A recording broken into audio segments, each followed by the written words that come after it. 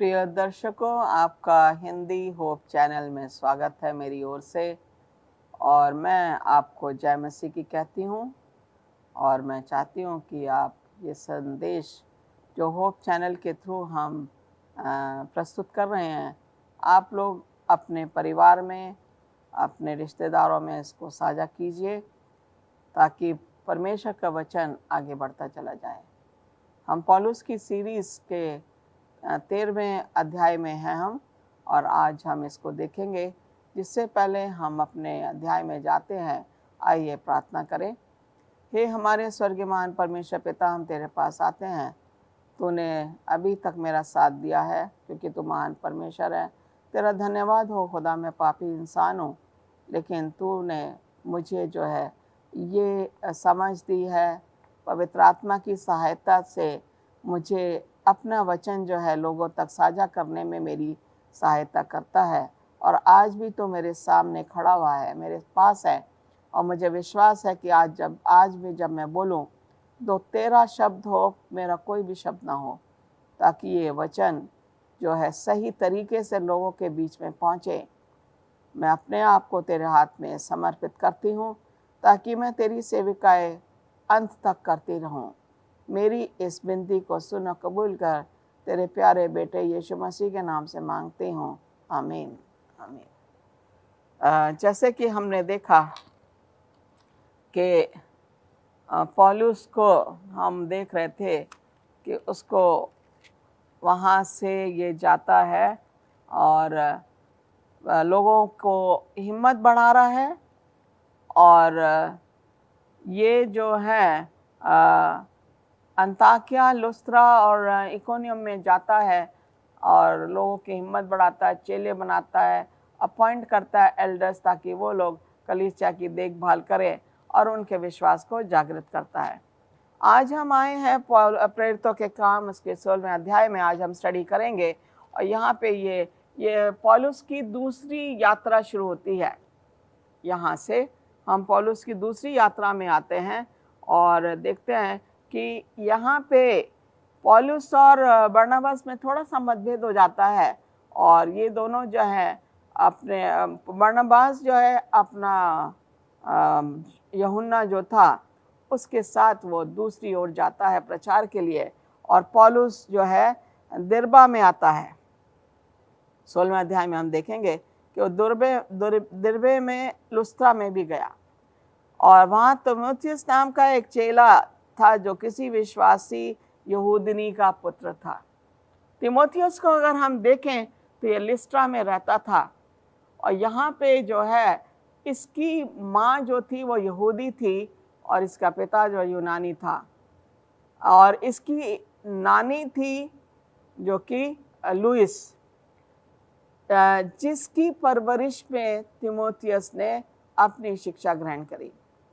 Louis और इसकी माँ दोनों जो हैं यहाँ पे जो है इसकी परवरिश करते हैं। हम ज़्यादा तो जानते नहीं हैं तिमोथी के बारे में, लेकिन हम ये जानते हैं कि ये एकदम यंग नौजवान, परमेश्वर के काम के लिए इसके अंदर इच्छुकता थी। और जब पौलुस इसको देखता है, हम देखते हैं कि ये पौलुस देखता है कि किस तरह का इंसान है, ये एकदम नौजवान है, और पौलुस इसको जो है अपने बेटे के रूप में इसको ग्रहण करता है, क्योंकि तीमुथियुस बहुत यंग था और इसका पिता जो है इसकी परवरिश में उसका कोई हाथ नहीं होता। लेकिन पौलुस के पास जब ये आता है तो पौलुस इससे बहुत ज़्यादा प्यार करता है। यहाँ पे हम देखेंगे कि पौलुस के साथ सिलास जॉन आ जाता है। बरनबास जो है वो यूहन्ना के साथ चला, जॉन मार्क जिसे कहा गया है, यूहन्ना को जो मरकुस कहलाता है, उसके साथ जो है वो दूसरी साइड में चला जाता प्रचार के लिए। और पौलुस के साथ यहाँ से हम देखेंगे पौलुस और सिलास और तीमोथी, ये तीनों की जर्नी जो है शुरू होती है। यहाँ पे कह रहे हैं यहूदनी का पुत्र था, उसका पिता यूनानी था। वह लुस्त्रा और इकोनियम के भाइयों में सुनाम था। पौलुस की इच्छा थी कि वह उसके साथ चले, पौलुस चाह रहा था कि तीमुथी उसके साथ चले, और जो यहूदी लोग उन जगहों में थे उनके कारण उसने खतना किया।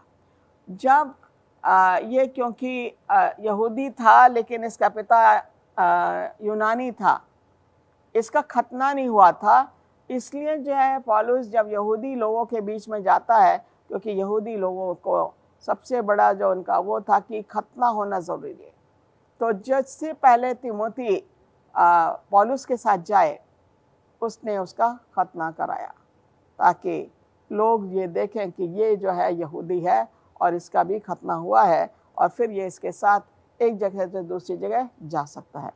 यहाँ कह रहे हैं उसके पौलुस की इच्छा थी कि उसके साथ चले, और जो यहूदी लोग उन जगहों में थे उनके कारण उसने खतना किया, क्योंकि वे सब जानते थे कि उसका पिता यूनानी था। अगर उसका पिता यहूदी होता तो शायद वो नहीं उसका होता, क्योंकि पहले ही उसका खतना हो जाता।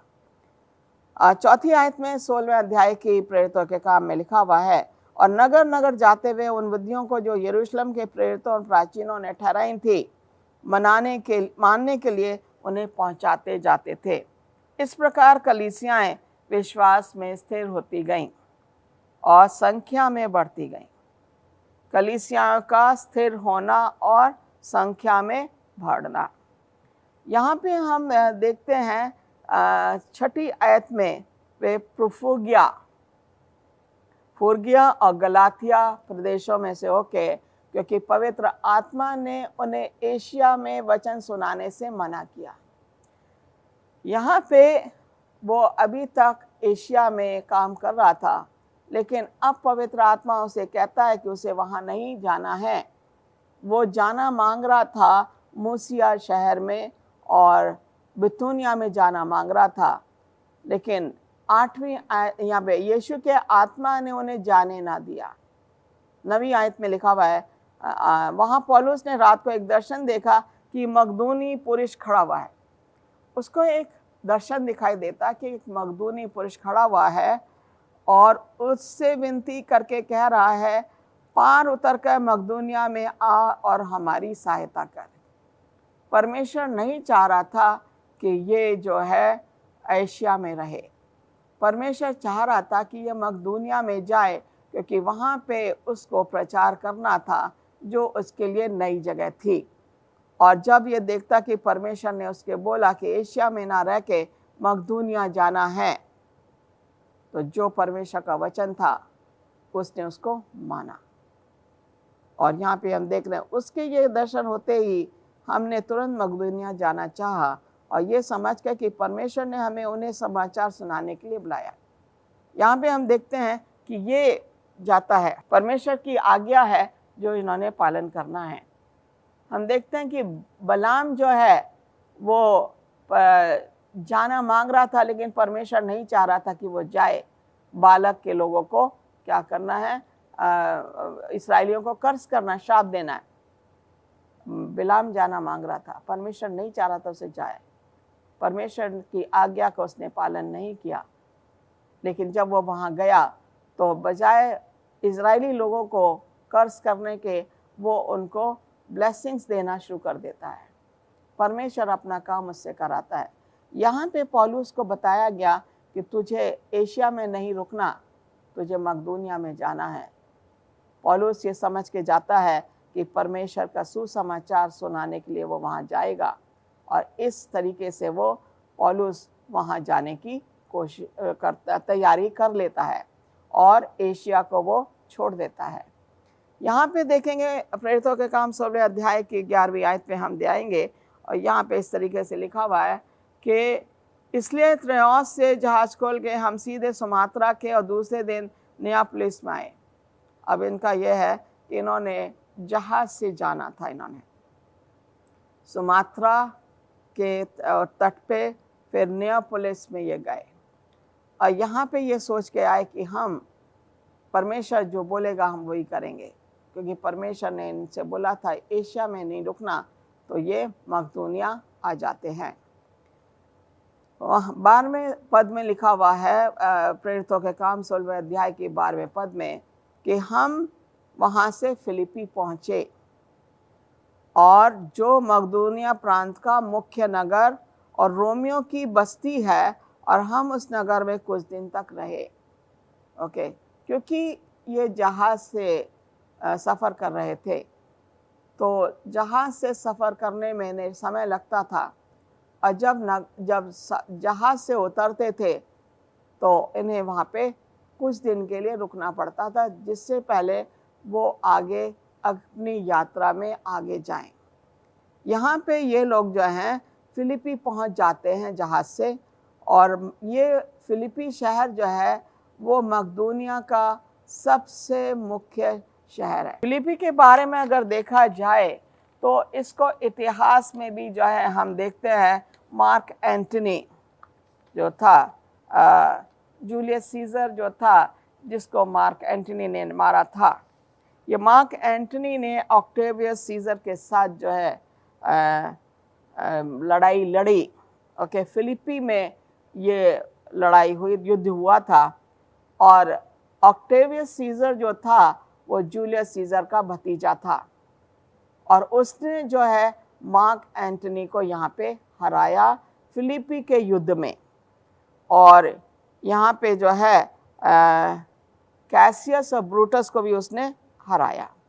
ये जो है 42वीं BC की बात है, जो कि हम इंग्लिश लिटरेचर में अगर हम देखेंगे, मार्क एंटनी, कैसियस, ब्रूटस और जूलियस सीजर जो है वो जूलियस सीजर जो प्ले है शेक्सपियर का, उसमें जो है हिस्टोरिकल प्ले के अंडर में मार्क एंटनी, जूलियस सीजर और कैसियस का नाम जो है उसका जिक्र हुआ है कि किस प्रकार उन्होंने जूलियस सीजर को मारा, और फिर उसके भतीजे ऑक्टेवियस सीजर ने मार्क एंटनी और कैसियस और ब्रूटस को उन्होंने उसको मरवाया, तो युद्ध में मारा। तो ये फिलिपी शहर जो है हिस्टोरिकल तौर पे ये बहुत ही अहम या मुख्य भूमिका है ऐतिहासिक तौर पे। यहाँ पे ये लोग आते हैं इस शहर में, और कह रहे हैं कुछ दिन तक ये लोग यहाँ फिलिपी में रुके। इन्होंने अगर रुके हैं तो इन्होंने प्रचार भी किया, इन्हें जहाँ भी जाना परमेश्वर के वचन को साझा करना है। यहाँ पे 13वीं आयत में अगर हम देखें तो प्रेरितों के काम 16वें अध्याय के 13वें पद में लिखा हुआ है, सबत के दिन हम नगर के फाटक के बाहर नदी के किनारे ये समझ के गए कि वहाँ प्रार्थना करने का स्थान होगा, और बैठकर उन स्त्रियों से जो इकट्ठी हुई थी बातें करने लगे। यहाँ पे किसी सिनेगॉग या कलीसिया का जिक्र नहीं है। सबत के दिन पौलुस बरनबास के साथ कलीसिया में जाता था और परमेश्वर का वचन साझा करता था, लेकिन यहाँ पे हम देख रहे हैं फिलिपी शहर में इन्होंने इतने दिन गुजारे, लेकिन यहाँ पे किसी भी कलीसिया का जिक्र नहीं है। सबत के दिन भी वो कलीसिया में नहीं जाते हैं। वो सोचते हैं कि चलो बाहर हम जाएंगे, शहर के बाहर जाएंगे, शायद हमें वहाँ पे ऐसा एकांत जगह मिले जहाँ पे कि हम प्रार्थना और परमेश्वर का वचन को जो है हम अध्ययन कर सके। इस पर्पस से जो है ये यहाँ पे जाते हैं शहर के बाहर।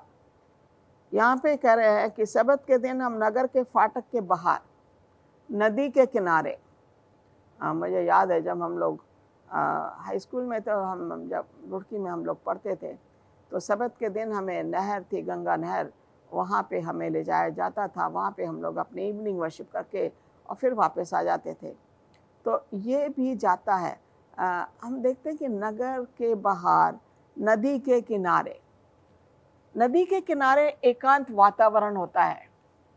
नदी के किनारे वो नदी का जो फ्लो है, बहाव है, उसका बड़ा अच्छा सा म्यूज़िक सा लगता है।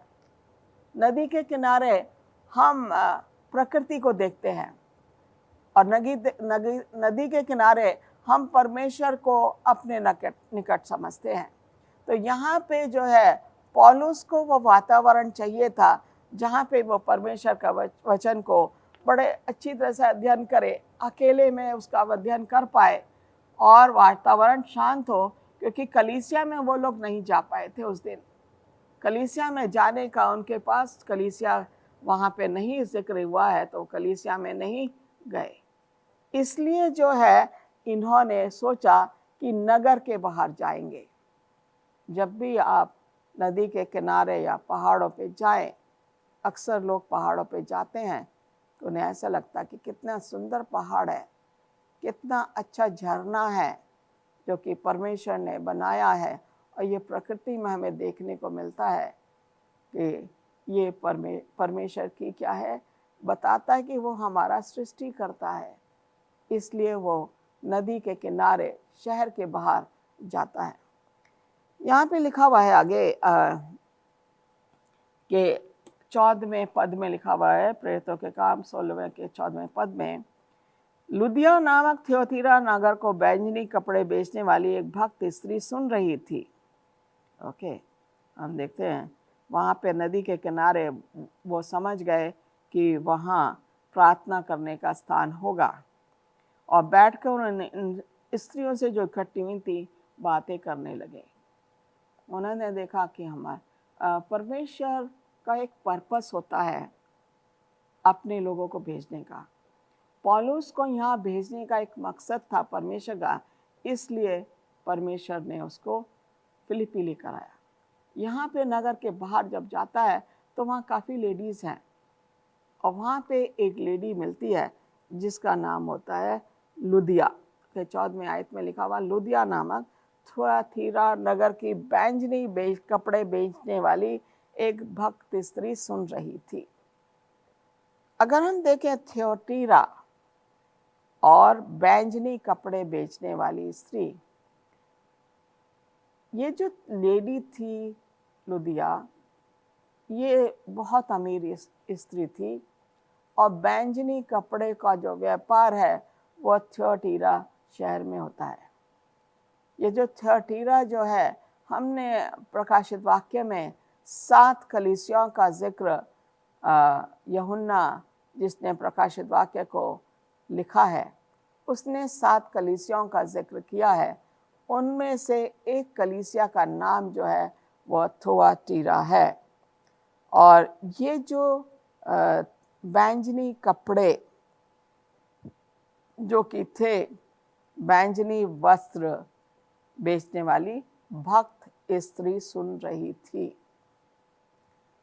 बड़ी अमीर औरत थी, वो लोगों की सहायता भी करती थी, और ये जो लिनन जो कपड़ा जो था, बैंजनी कपड़ा, बहुत महंगा कपड़ा था।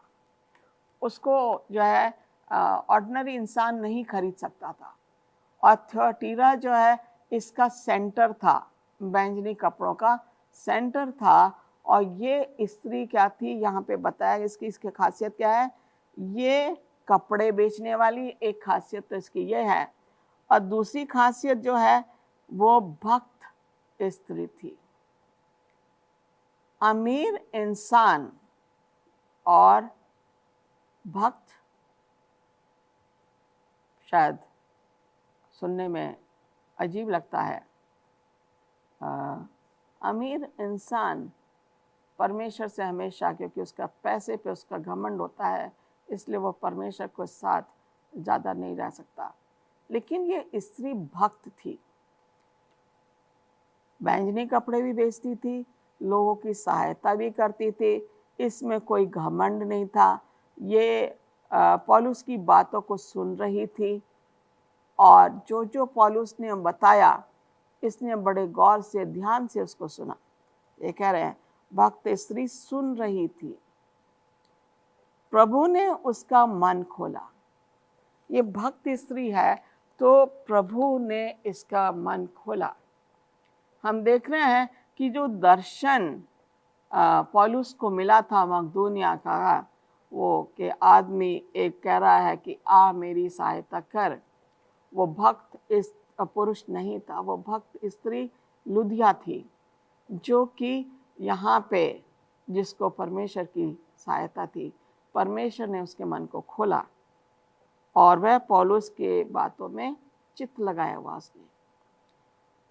जब उसने अपने घराने समेत बपतिस्मा ले लिया, उसने पूरा उसका वचन सुन लिया, क्योंकि वो भक्त स्त्री थी, परमेश्वर के बारे में और भी कुछ जानती थी, तो उसने अपने परिवार समेत बपतिस्मा लिया और उसने हमसे विनती की, रिक्वेस्ट की लिटरली तौर पे, यदि तुम मुझे प्रभु की विश्वासनीय समझते हो तो चल के मेरे साथ रहो। हम देखते हैं कि अगर वो विश्वासनीय है तो पौलुस ने उसको बपतिस्मा दिया। उसको शायद ये बोलने की ज़रूरत भी नहीं थी कि अगर पौलुस देखता था कि इसमें विश्वास है तो उसने उसको बपतिस्मा दिया। अगर पौलुस देखता कि उसमें विश्वास नहीं है तो पौलुस उसको बपतिस्मा नहीं देता। क्योंकि परमेश्वर ने लुदिया का मन खोला, क्योंकि परमेश्वर ने उसके चरित्र को परखा, अंदर से भी और बाहर से भी, इसलिए पौलुस को वो दर्शन में वो आदमी जो दिखा था वो आदमी नहीं, वो लुदिया थी, जिसके कारण पौलुस को यहाँ पे आना पड़ा। उसको एशिया का काम छोड़ के मकदूनिया में आना पड़ा, यूरोप में आना पड़ा। और यहाँ पे ये स्त्री जो है, परमेश्वर इसको यहाँ भेज रहा था पौलुस को, और इसने परमेश्वर के वचन को ग्रहण किया और ग्रहण करके वो पौलुस को मना के, उसके चेलों को भी मना के अपने साथ ले जाती है कि आओ मेरे घर में रहो, जो कुछ भी तुम्हें चाहिए मैं तुम्हारे प्रचार में तुम्हारी सहायता करूंगी। उसका मन पूरी तरह इसमें दृढ़ता है, इसमें वो लगाव है परमेश्वर के काम के लिए, इसमें वो सहायता करने की उमंग है। ये सच्चे मन से परमेश्वर की भक्तनी है तो वो उसको मना नहीं कर पाया और उसके साथ चेले भी गए और वो वहाँ पे अपने घर ले जाती है और वहाँ से जो है ये अपना प्रचार करता रहता है और ये इनकी सहायता करती है हर तरीके से, खाने के लिए, एक जगह से दूसरी जगह जाने के लिए, पैसों से भी मदद करती थी, लोगों की भी सहायता करती थी, उनको कपड़े सिल के देती थी। यहाँ पे हम देखते हैं अमीर औरत, लेकिन परमेश्वर ने उसको चुना, परमेश्वर को उसने ग्रहण किया, परमेश्वर के द्वारा उसको बपतिस्मा दिया गया और वो परमेश्वर के भक्त को अपने घर ले गई ताकि वो परमेश्वर के भक्त की सेवा कर सके। और यहाँ पे पौलुस उसके घर जाता है और इस तरीके से उसका प्रचार बढ़ता चला जाता है। परमेश्वर आपको आशीष दे। आमीन।